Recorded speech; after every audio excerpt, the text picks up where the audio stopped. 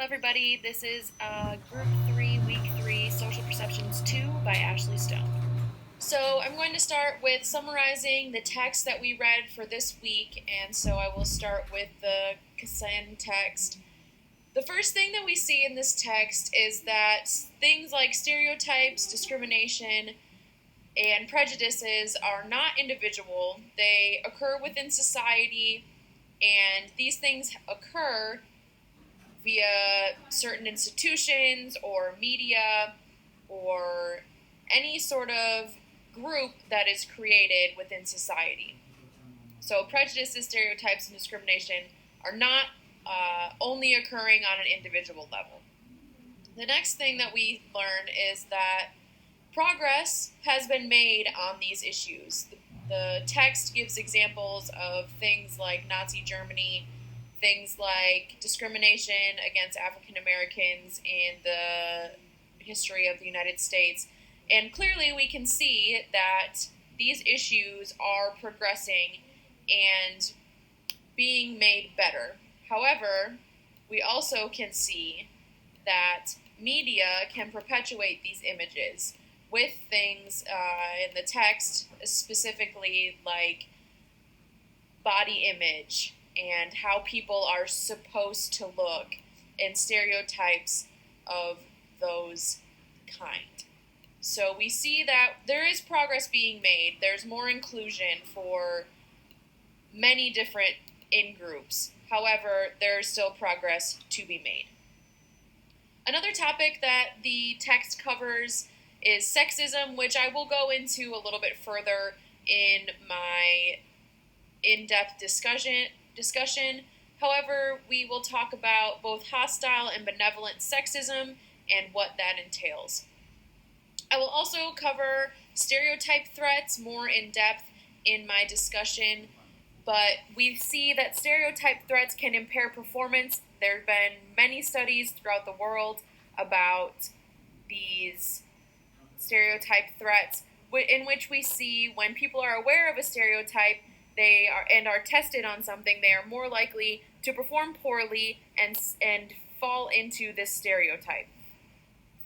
We also see in this text that we learn stereotypes without realizing it, whether we're picking it up from our culture or from our in-groups, and even if we do not agree with these stereotypes, we still have them in our minds. And finally, in this text, the most important thing to me is the ways to reduce stereotyping, discrimination, and prejudice. So, to me, it makes sense the way that we do this. That is basically getting out there and interacting with people who are not part of your in-group. So we need to interact with others who are different than ourselves in order to understand how they act and see that they are not all that different from us. That is the biggest takeaway for me, and just having extended contact and interactions with people of different groups is how we reduce these stereotypes. Next, I will cover the summary of the articles. Both articles are The Ironic Impact of Activists, Negative Stereotypes Reduce Social Change and Influence, and also the article Musical Preference, Social Identity, and Self-Esteem.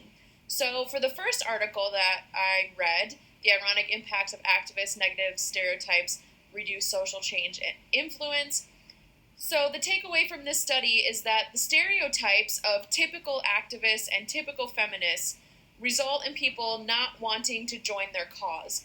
So the typical activists and typical feminists came across as militant, the feminists were man-hating, and activists were too extreme. So that stereotype had a negative impact in helping their cause, and the study showed that people were more willing to help the causes when they were not having to interact with the typical activists or feminists. So this relates back to the Kassan text on the front of stereotypes and how these affect society. Second, the musical preference, social identity, and self-esteem test found that when self-esteem measures are used correctly, they do show an association between music preference and self-esteem. This to me relates back to in-groups. So when you are in an in-group and you associate with a group of people that like a certain kind of music, you have your self-esteem built from being in that in-group. So again, that relates back to the first text about in-groups and how we form in-groups versus out-groups, and how being in an in-group can help our self-esteem. Finally, for our reading summaries, I will be going over the Chaidy text articles that we had to read. The first article, Relative Deprivation, Understanding the Dynamics of Discontent, covers the fact that people compare themselves to others and either feel deprived or guilty based on the comparison. So obviously, if you don't have as much as somebody you think you compare yourself to, then you feel deprived, but if you have more, then you feel guilty. This study also shows that prejudice against outgroups is correlated with relative depravity. So if you are in an in-group and you feel like a group has less than you, you could be prejudiced against them for having less. If you are in a group and another outgroup has more than you, there's a possibility that you could think poorly of them or have a prejudice against them for having more than you. That relates back, obviously, to the Kassin text in talking about in-group and out-group relations and comparisons. Self-categorization and social identity, making sense of us and them. So the first thing is the self-categorization theory, which is when people put themselves in groups. This happens naturally. When people are interacting with others, it's not something that we can help. Then, with the social identity theory, individuals engage in social comparison with other groups. So this again relates back to the previous study and the Kassin text, in that we, as humans, compare ourselves with others and within our groups and in people in our out groups in order to gauge our self-esteem. Finally, the social categorization theories from culture to cognition, that states that there are subcategories within categories that people place themselves in. So there are groups within the in-groups. So exploring these categories can bring people together within the out-groups. So, for instance, if somebody is in an in-group and they are in a subgroup of that, they might have more in common with somebody from an out-group than they actually think. Also, people hold more than one contrasting in-group. For example, the text gives the example of Chinese Americans. So for their ethnicity, they have in-groups both of being Chinese and of being American. So this leads to crosstalk and understanding of different in-groups, which leads to more understanding and less prejudice. So the first main topic I'd like to talk about is racism. So the Kassin text describes or defines racism as prejudice and discrimination based on racial background. There are 3 different types of racism that the text talks about. First is modern racism, which is when racism is shown, but in subtle ways when people feel that it is safe and they won't be judged as being racist. The second is aversive, when that is the ambivalence between fair-minded attitudes and unconscious prejudiced feelings. And then finally is implicit racism, which happens when it is completely unconscious and unintentional, but it still exists. This relates to our article of the ironic impact of activists, negative stereotypes, reducing social change and influence. Since people do not want to necessarily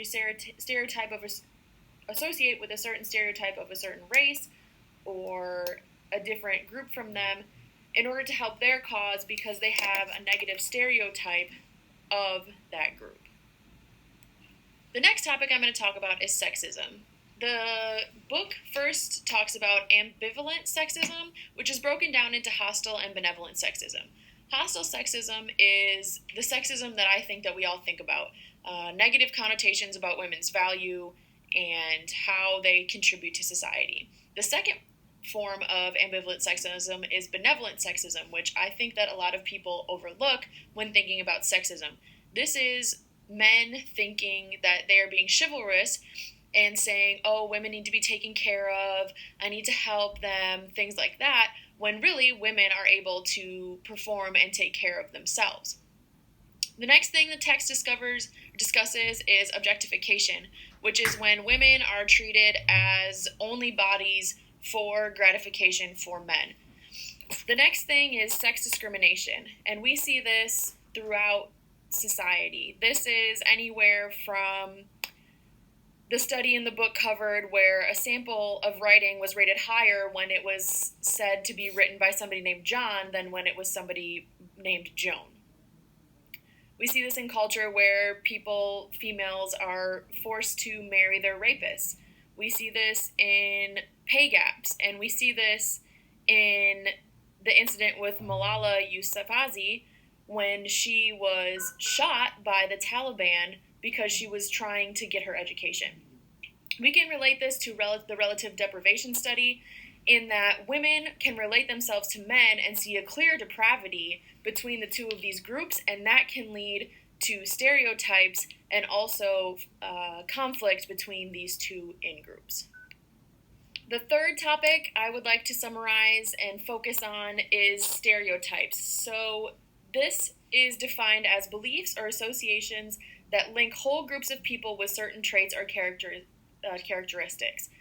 This can relate to our self-categorization and self-identification, making sense of us and them article, as we see that people naturally, as I spoke about before, put themselves into groups, and when they're in an in-group, they make it an us, and the out-group is a them. So we tend to stereotype the people that are in our out-groups because we don't know much about them, and we do not see that not everybody is identical in those out-groups. So this is where stereotypes come from. When we put ourselves naturally into groups, we tend to see different groups in certain ways that are not necessarily true.